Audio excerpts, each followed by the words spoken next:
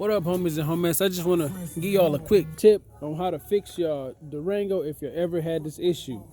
So if you ever, you know what I'm saying, come outside to your Rango Dango and your lights is flickering, your light is on, the bitch won't start, check under the hood. Don't worry about no fuses. Just come over here to the battery. Check your ground wire, check your motherfucking connections, make sure nothing ain't loose. My issue was my ground wire. Ground wire was actually broken from here to here. So I did this rough draft right here to see if it would work.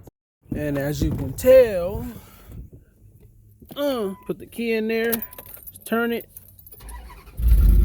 starts right up, baby. I started it and cut it off like 5 times just to make sure, and that was definitely my fix. So if y'all had this issue, try that out before you take it to a shop and spend them hundos.